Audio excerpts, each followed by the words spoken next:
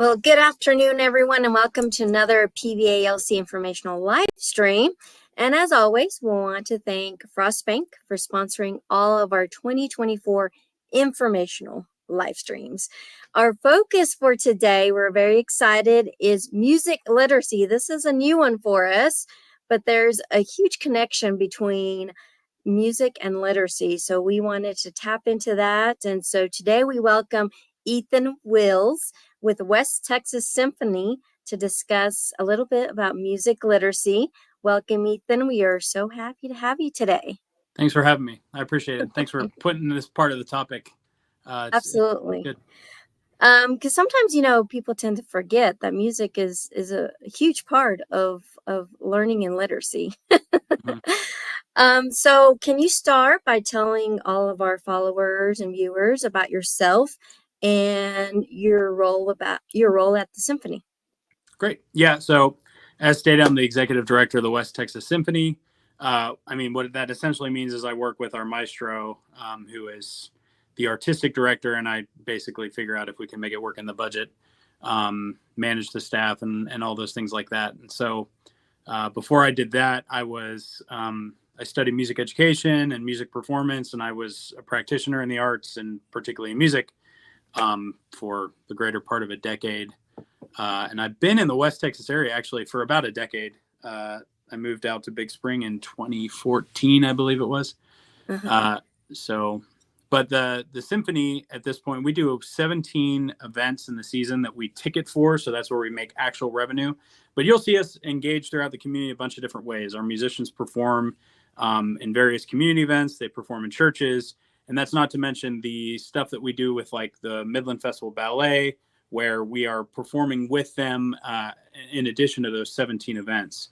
And so the main things we do is our orchestra. We have an orchestra, children's chorale, and then we call them 4 chamber groups. And I could go on and on about them, but it's just simple to say chamber groups. So that's our makeup. Most of the musicians involved in the Symphony, are they local? That's a good question. So our model is really different than most symphonies. That chamber thing I mentioned is a key part of that. Most symphonies just hire somebody for the performance on the weekend. Thank you all. Here's your check. Go home. Our model is built on that chamber program. So what we do is we actually bring in musicians from around the country, and they're expected to rehearse weekly. At this moment right now, they're probably all spread out throughout the country right now doing festivals and stuff like that. Yeah. But those particular instrumental chamber groups, there's 14 musicians there. We encourage them and provide some financial support to try and stay in the area. And we hope they get plugged in K-12 schools and perform in other things outside of our organization and get plugged in out here. And because of that, there's a core group of people that always are playing together more than just what you see at the orchestra. And we think that makes the orchestra better, more collaborative, more in tune with each other. That personnel issues are kind of resolve themselves. And I think it's especially important considering our geographic area, just West Texas, and getting people out here. And so those guys are local. And then it's about it depends every year, and it depends on every concert. But I'd say it's anywhere from 50-50 to a 60-40 split, leaning toward the 60. It depends on local versus out of town. And those out of town will come from Lubbock, most of them, or San Angelo. But we get plenty from Dallas and Houston and Austin and places like that too. And it's just part of the infrastructure of the musicianship that's available in Texas. So fabulous. And do you ever collaborate with the Symphony? Before we get into talking about music literacy, a little bit more about the Symphony, but do you ever collaborate with other symphonies? I know Amarillo and Lubbock have, pretty big symphonies. And do you ever do collaborations with them? I think that musician sharing is where the collaboration really occurs. I have a good relationship with a lot of the executive directors in the other organizations, particularly Galen and Lubbock.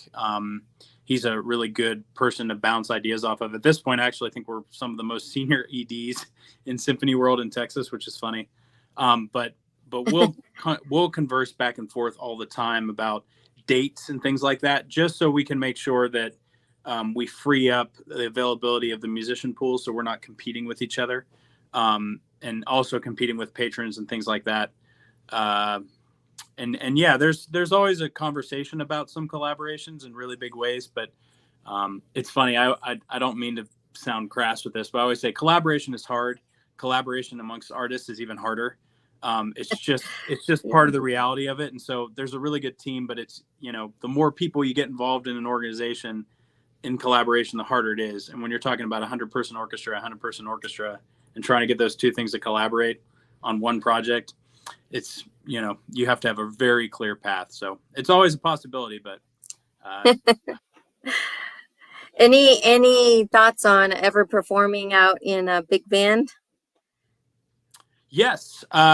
Actually, that's where our chamber groups come into play. We have had conversations, if you're familiar with the Nonprofit Management Center, they do West Texas Rural Philanthropy Days. I had several conversations with entities out there about bringing our people out to further parts of West Texas. They wanted the full orchestra. And so like, once you got into the details on that, the devil's in the details, and they went, oh, well, that's not, I was like, well, we got these chamber groups. And so I'm actually excited. West Texas Rural Philanthropy Days is coming up again, and I'm going to try and pitch to hey guys, we got a special model. It's really easy to send 5 musicians to you guys that are top quality to do, a string quartet or a brass quintet or something like that. So those are it's again, always a possibility, but conversation collaborative part. Yeah. And I know the Amarillo Symphony, they do performances out in Palo Duro during Texas Musical and different things like that. So it would be amazing to do West Texas Symphony to have a performance out in Big Bend. That would be just so cool. It'd be cool. If you're watching this and you can fund it, let's talk. Exactly. It always comes down to the funds, right? Yeah. So let's talk a little bit about music literacy, what we're here to discuss. And so in your thoughts, why is music literacy important for instruction and for learning? Well, I think so it's interesting, when you talk about the act of creating music, just that concept, the act of creating music, I'm sure that if you're listening to this and hear that, something pops in your head, and it could be like, okay, what's the creative process where I'm by myself and I'm maybe creating, a melody that I like on guitar or something.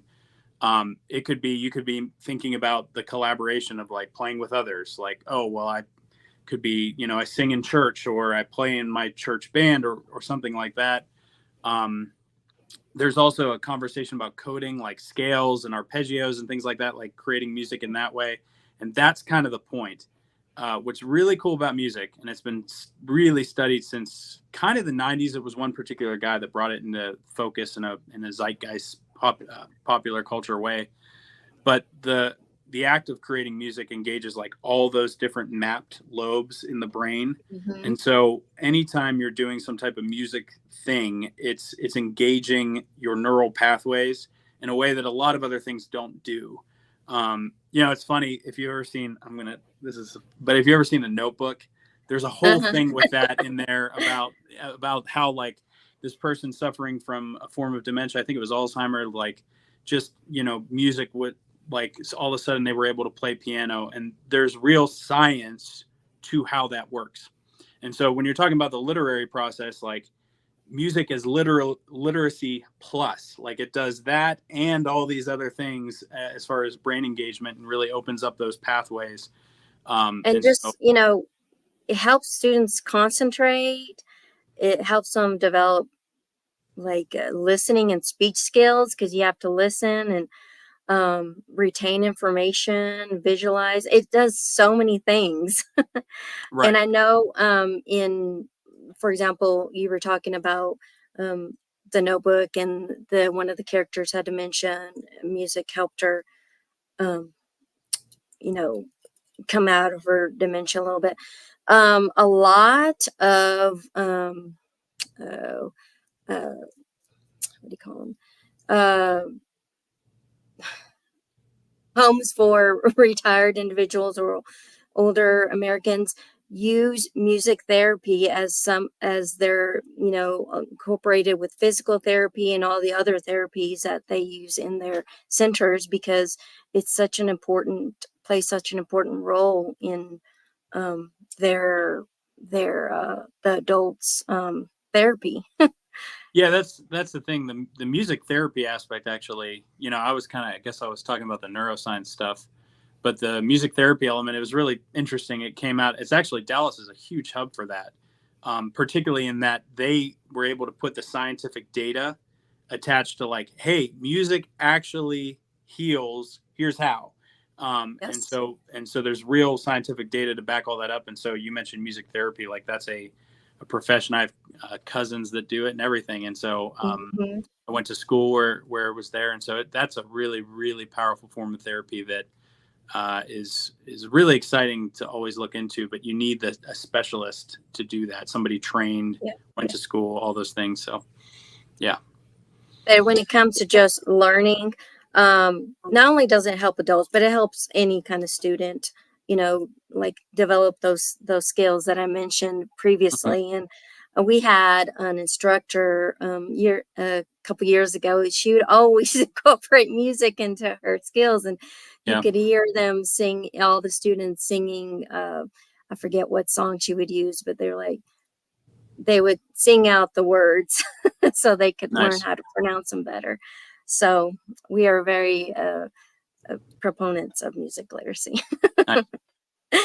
um, and how can music literacy specifically help adults improve their literacy skills and their listening skills, Right. Um, well, especially I think, when they're trying to learn words? right. Well, and I think the listening component is something. Um, I guess I'll talk about that. So when you're talking about the listening aspect of music, this is, if you don't mind me kind of going on my own story real quick, because I think it's worth No, noting. absolutely. I realized, kind of in my undergraduate studies for music education, that basically my teachers were encouraging me to listen more deeply. Hmm. As I've gone on through my studies of master's and PhD studies that I'm in right now, you start to realize that, like, it's going to sound really crazy, but there's truth to this. There are oral sounds that our ears are hearing from the womb, and over time, actually pretty quick, as a young kid, your brain starts to block out some of those frequencies. It's like a survival mechanism. Like, oh, I don't need those anymore. I'm going to ignore those. And it's pretty interesting because as I've gone further on in my own musical studies, I've started to, like, hear those frequencies again because they're still being heard. You just have to get your brain to, like, hey, no, I want to hear those That's things. very interesting. Yeah. Yeah. And that process, I'll tell you, it's bad for somebody that probably has ADHD, but it's to hear all of those frequencies in conjunction with all of the things that music does with the brain. Hmm. I'll tell you, I feel like I'm on the back end of some huge learning on that side personally, in Hmm. that, like, it's really opened up my listening skills, personally, where I can, if I'm hearing a conversation, I'm able to process many things at once, which it includes, like, the frequency conversation, but it also just includes, like, the brain activity. Um, Personally, I think a lot of people, I've learned in this job too, and sorry, this is going to be a hot take, but I've learned a lot of people that they're always thinking about their response before they're actually listening to what somebody's saying. Hmm. And that I've been able to clock that more and more because of the listening skills that I've gained in music, to see when somebody's, like, thinking about their response rather than hearing the words that you're saying. Um, and so it's such a valuable skill to be able to hear somebody speak and process the words that are coming out of their mouth. Um, and then I could head down another territory, but one of the I'll skip it to talk about if it comes up. But one of the educational models that exists for Hmm. elementary, I'm going to try and recall this. It's like imitation. Yep. I forget. It's the Orff thing. Imitation, and then there's improvisation. Then there's the composition process. And so they take kids through the process of, like, learning the language that is music, and the first step is imitation. right? And there's a whole history of jazz. Shout out to the West Texas Jazz Society, but there's a whole process of jazz taking sounds and mimicking them back, and mimicking sounds and trying to sound like whatever they're hearing, repeat musical themes. Jazz has a lot of that, but most music has some of that too. And so that imitation component is a key element of doing anything in language. It just so happens Yes. that this is the instrument, versus, maybe you have an instrument in your hand, but vocalists do this all the time. And so there's a really key component of that part of it, that imitation that, I mean, I'll focus on that, but there's a lot more to it too. Well, even frequency, you're talking about frequency of words, you have to really listen. If you're learning a new language, for example, you have to listen to the frequency of certain words, how certain words are said, so that you can pronounce them correctly. mhm. And English is a little bit different that way, but like in a lot of the Asian language, it depends on the frequency of how you say certain words will give it Yes. certain Yes. meaning. And so, Yes. um, I did a tour with somebody that was from China, which is really cool. That's another cool part of music, is like we couldn't talk to each other most of the time, but it was funny. It was a summer tour, so I asked him, like, how do I say it's hot? And it took us like 20 minutes until he taught me that. And I will not try and repeat how it was said, but like I kept repeating it, and he's like, no, no, no. Like he would show the dips, go like down. Yeah. you do You go this, up, down. you do this, like, and he was showing me all those. I was like, man, and so that's really interesting. You're very right about that. And also too, you were talking about I remember being in band in high school, and I could learn to play an instrument, but I could not write music to save my life. It was so difficult for me. So when you're learning music, you have to learn how to write too, and how to develop things. Yeah, And there's so a sorry.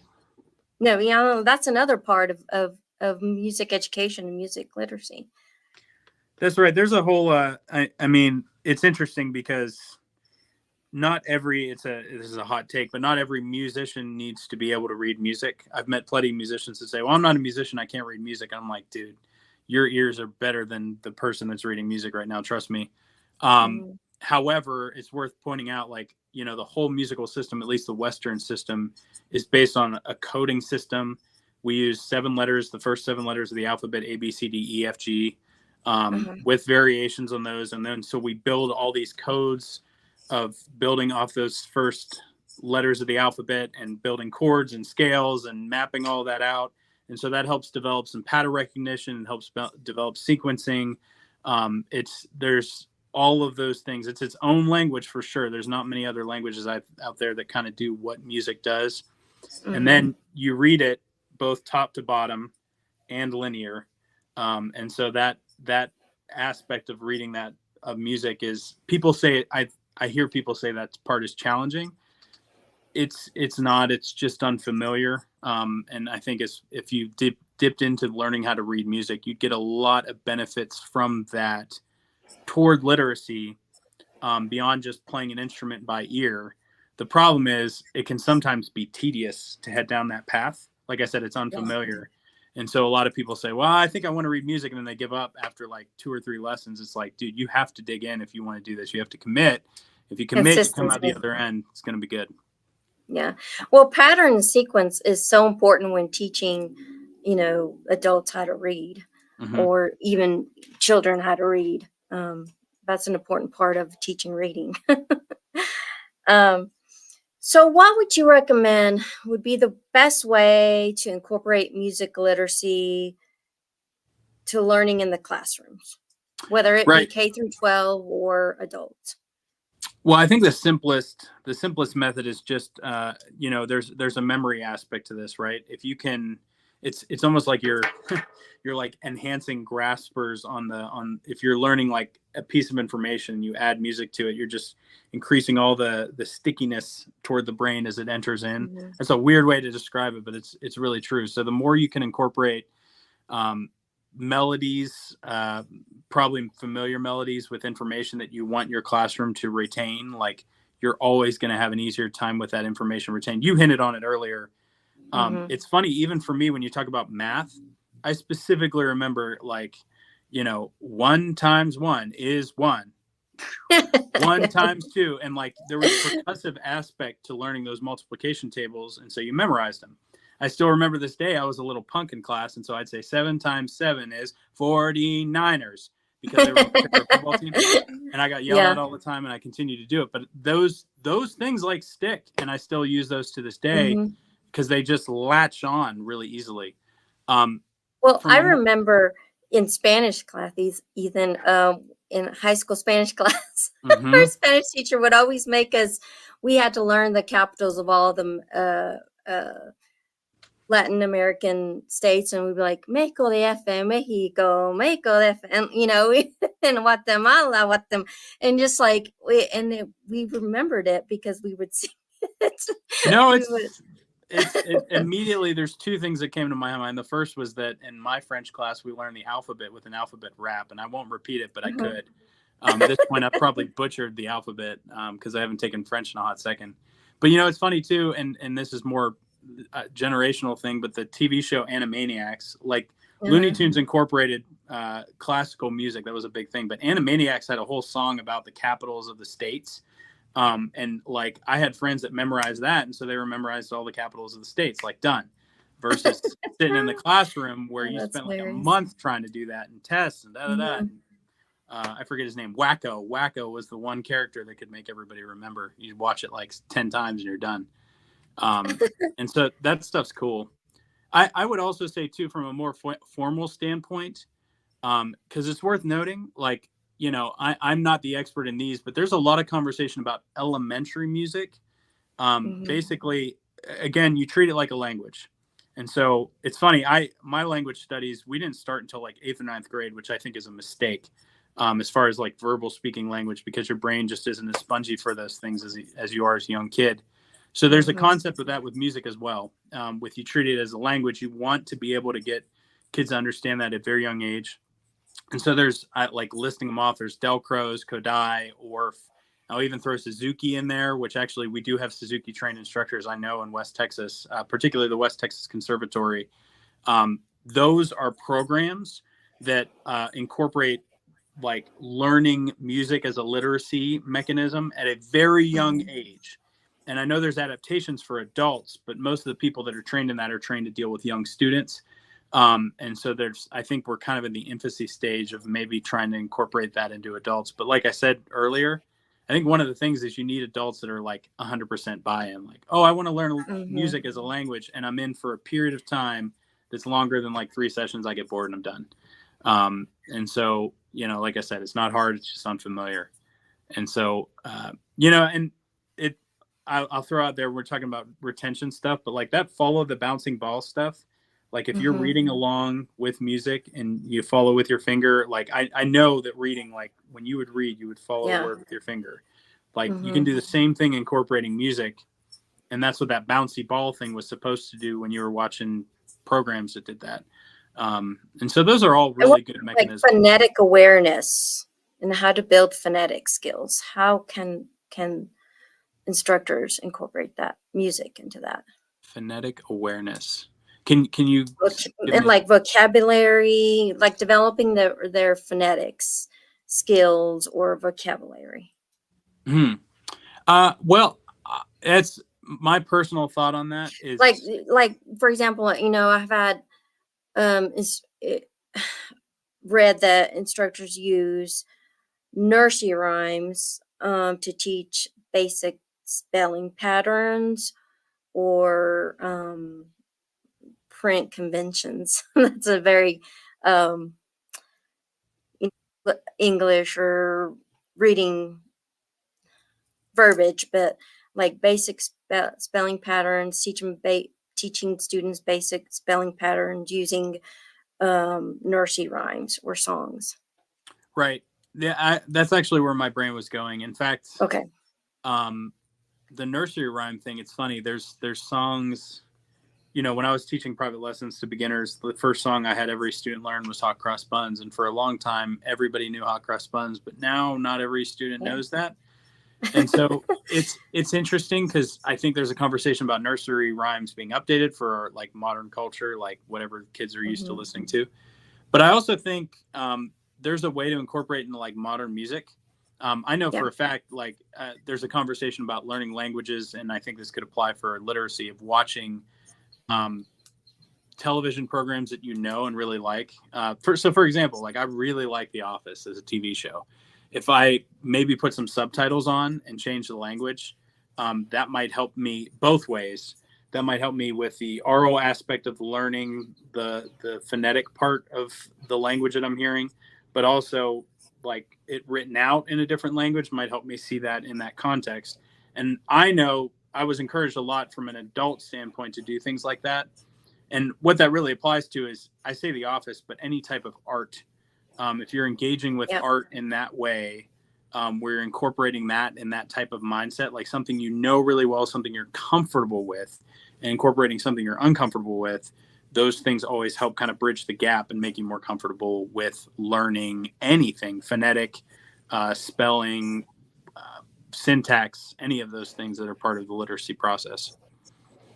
And what would you say to those instructors out there that are like, they're intimidated to incorporate music to into the classroom because they're like, I don't know how to sing. I really don't know very much about music. Well, and I think also there's sometimes okay, so I've helped people with stuff like that, right? Like where somebody's brought me in and say, hey, help me with my classroom, help me with, and at all levels, where I've come and observed for a couple days and gave my thoughts. And immediately what they tend to do is like, well, you're the expert. I feel out of my realm. Like it adds another Hmm. layer of like imposter syndrome. Just like the Yeah. more you know, the more you know you don't know, right? Um, but I think one thing to remember, particularly in West Texas, I would say, I think it applies throughout the country, but particularly in West Texas, like if you don't do it, no one else will. Hmm.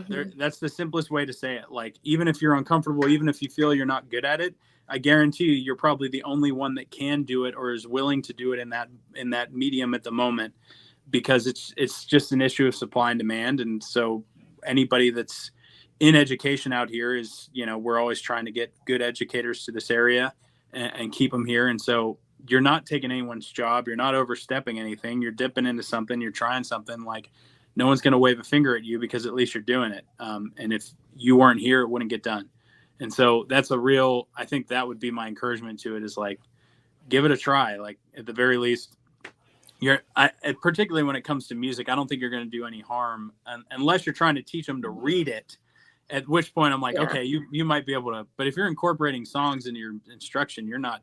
I don't think you're going to cause any harm to a student or young learner or any adult learner. So Anything that can help, any additional resources that can help, you know, further educate our kids and adults, right. is not going to be harmful. It's going to be in, helpful, and it Mm-hmm. doesn't have to be. And if they're intimidated about singing, it doesn't.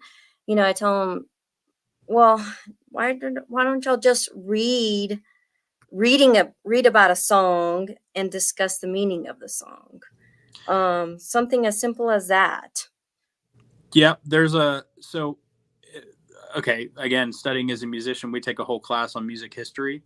Hmm. I was I really latched on to history as a kid. Um, like the social studies is what it was called, right? Um, Hmm. but particularly when you went in the collegiate level and did music history, combining like socioeconomic, social political, like those aspects of culture into information that you already know or don't know, really helped give me a full understanding of history. That actually goes, I will say, it goes beyond music literacy. That's an arts literacy thing. You're talking about. It's interesting. We Yeah. always refer to it now politically as culture wars, but and so we have a different moment in our zeitgeist as a population. But there was always arts and culture involved with every society, and if you dip into that, I think it usually provides perspectives on ways of thinking, ways of doing things, ways of speaking. Like it's really interesting. Even down from a music literacy side, you'll look at scale structures and types of ways that they built music, and it's different than what we do today. And Mm-hmm. for varying degrees, it's not just the construction, it's like literally the sound mechanism and what sound that makes. It's really fascinating. And the more you head down that path, the more you realize the intricacies and the nuances of cultures previous, which I always think is really just going to help with your learning and just honestly make you a better human. And also it incorporates fun, right? Yeah, for sure. I mean, besides, helping you learn your literacy skills or education skills better, it just brings fun into the classroom, right? This Well, music always does. absolutely. It's funny. I think conversation strays away from that a lot, only because this is a sad truth. But I've seen it. I'm actually originally from Pennsylvania, and I saw it up there, which is one of the reasons I moved to Texas. There was budgetary concerns, and so we got to cut some things in education. What are we cutting? And the first thing to go was arts. Second thing was athletics, and both of those things are very essential to the educational process. And it was just like, nope, sorry, we just got to stick on getting the test scores done. It's like it ain't gonna work. But part of the problem was, it was like, well, you guys just have fun in those things, right? It's all about fun. Like, we like fun, but we need you to learn something. It's like, yes, and fun is good, like you just said, but also here's all these other things that are really impactful to the educational process that we just don't talk about that much because we're having too much fun doing it, but it's really happening. And so I think a lot of the conversation usually strays away from that to try and like point out like, hey, this is so legitimate, like latch on to these things. We forget about that fun thing. So, well, it's so unfortunate that educational institutions are cutting the budgets, and the way they're cutting the budget is through arts and music and band and things like that. Because there's such a, like you said, an intricate part of learning for students. But hopefully that's why we want to be able to provide information. We want to give information out, put information out there that, music literacy and music and art is such an important part of learning for our students and well, for and students in general. I think it's simple in that there was when I was coming up in school, the 21st century skills, we talked about them all the time, but people still latch onto them. I hear about them right now. The word is creativity. And if you're not teaching creativity in some way, like, you're probably hindering the student down the line for the modern society and the work they can do. And even as an adult, like, just the most fascinating things, the coolest things that have come from our society, that have helped advance our society, that help advance the human condition, have come from the creative process. It's that simple. So, absolutely. Yeah. So, any last thoughts that you would like to add? Any resources that you would like to share? I know West Texas Symphony is a great resource in the area.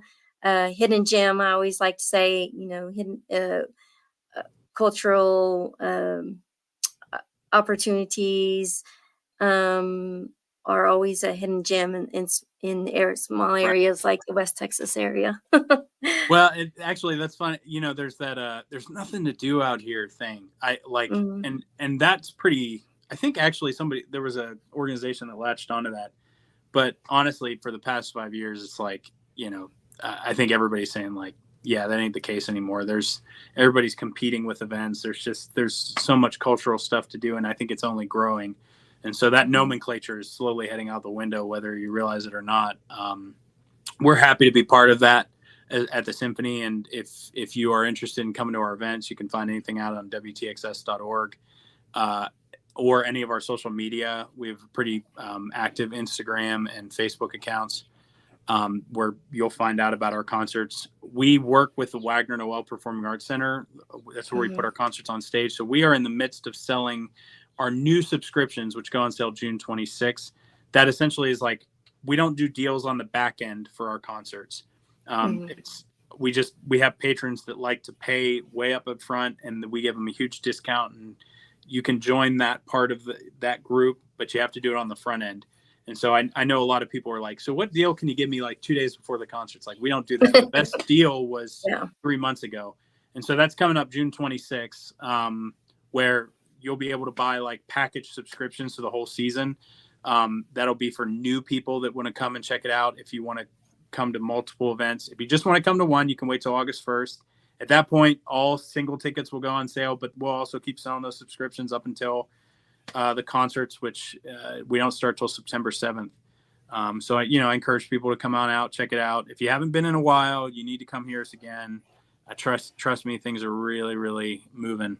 As far as resources toward this discussion, because I know you asked that, just a couple people to check out, and it's really more kind of adult. Like, we spent some time talking about kids, but when we're talking about adult literacy and adult music engagement, some of the things I referenced with the neuro stuff, if you're interested in that, there's a name, particularly Oliver Sacks. He's since passed, but that guy and anybody that's worked with him in some capacity, like if you check him out, you're going to head down the resource rabbit hole to figure out stuff about the brain and music and how it engages, which does have a conversation toward literacy. I'll also say there's a guy named Adam Neely on YouTube, if you like YouTube videos. Adam Neely, he's awesome. He gets really in depth, and some of the videos are a little heady, but he really does a deep dive into music as it existed previously. And, and that there's actually conversations about learning music and learning if you're interested in learning music and you like those visual instruction, that's a way to do it. And then I'll just tell you, like, we've got a music store here, a couple of them, but particularly Intune Music. One in Odessa, one in Midland. Those places, if you want to go buy music and learn how to read, like, those guys will be able to help you. Maybe, you might have to ask for somebody out back or something, like in the back room, but they have plenty of resources there. I encourage you to go to your local business and check that out. Those are just 3 ways to, like, those, I could go on and on with like 20 things, but those 3 things, like YouTube, Intune, and that Oliver Sacks guy, are just ways to head down the rabbit hole to learn more about a lot of the things we're talking about today. So, well, perfect. We always include those links to the resources on our comments after the live. So make sure and check those out. And I encourage all of our followers and viewers to immerse yourself in and go attend a West Texas Symphony show. They are fabulous. I love the symphony. And thank you again, Ethan, for joining us today and providing us with some music literacy education. It's so important. Such an important topic. Yeah. And to everybody else, make sure and, like I said, go and check out a West Texas performance soon. Ethan said they have some really fabulous things coming up, so you don't want to miss out. And we will see everyone next time for another PBALC live stream. Thank you, everyone.